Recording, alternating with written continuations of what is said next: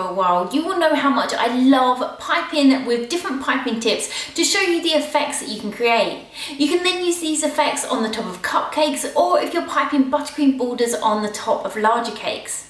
Now, recently I was looking online and I saw this set of 4 new piping tips that I hadn't tried before. So I've got them and I've been testing them out, and in this week's video I'm going to be showing you the types of effects you can create on the top of your cupcakes. Now, these are quite large piping tips, so these are quite different to any that I've used in other videos. Okay, let's get started.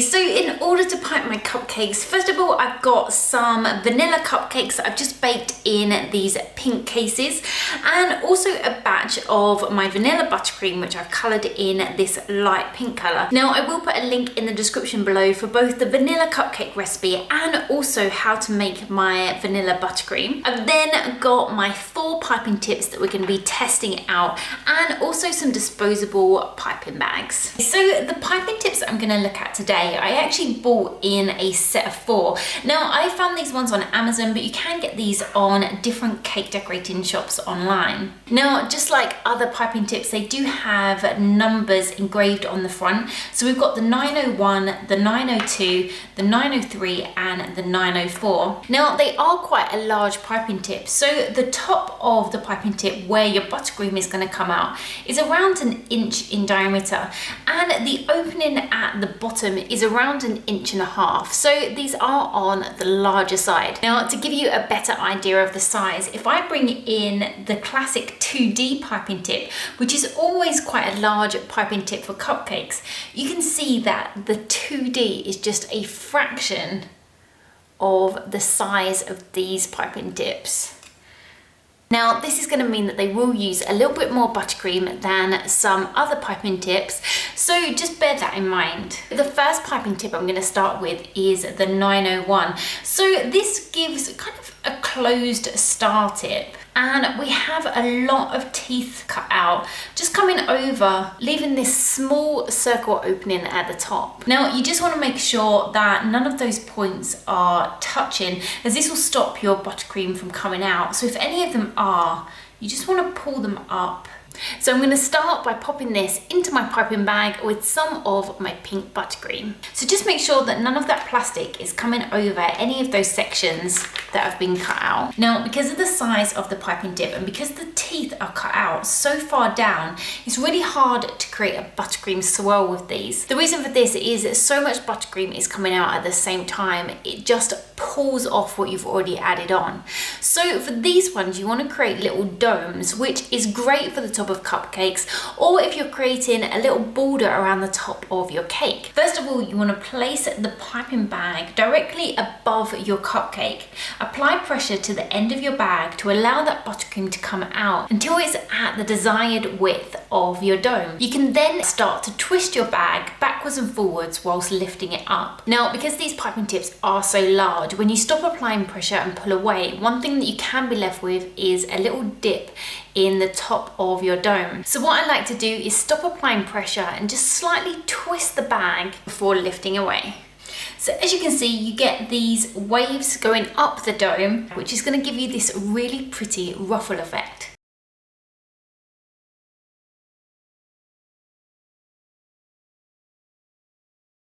The next piping tip that I've got is the 902. Now, this is a very similar shape, but it actually has less teeth cut out. So it's more of a giant version of a 2D piping tip. So again, I'm going to take my piping tip and I've added some of that pink buttercream into my piping bag. So I'm going to allow that buttercream to come out and then just lift my bag up and down slightly until I've got that dome shape. At the top, just slightly twist it before pulling away.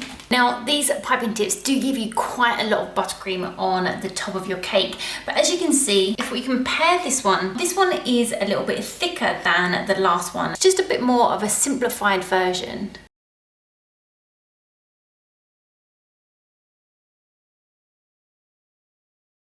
For the third piping tip, this is the 903. Now, if I compare this to the previous one, you've got the same amount of pieces cut out, creating this closed star tip, but instead of them coming straight up, they're actually curved. So I'm going to pop this in a piping bag and look at the difference. Now this one does give a very similar effect, but as you come up, those waves do go slightly further apart, giving a slightly more ruffled effect. Now if we look at the top, I do find with this one, as you pull the piping bag away, the pieces of buttercream that are left actually come down into this really pretty dome rather than staying slightly upwards. So you get more of a curve on the top of your cupcake.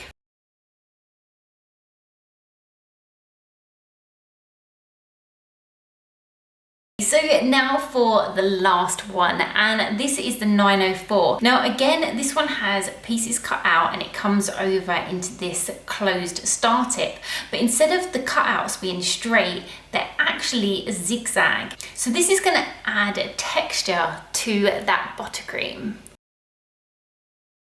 Now out of the four, this one is definitely my favorite, and it just looks so different to anything I've seen before. Each piece of buttercream has this wave going on, and it kind of gives the impression that you've crimped your buttercream. So if I compare this to the last one that I piped, instead of just getting that straight ruffle, we have this really pretty effect.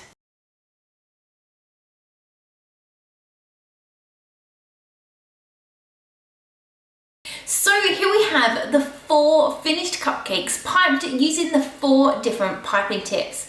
Now they are quite similar in style, but I can see differences between them. So let me know in the comments below which one is your favourite. Now if I had to choose, the first one is a lot more delicate because the piping tip had a lot more teeth cut out. But out of the first 3, my favourite is probably the 903. So this was the third option that I used.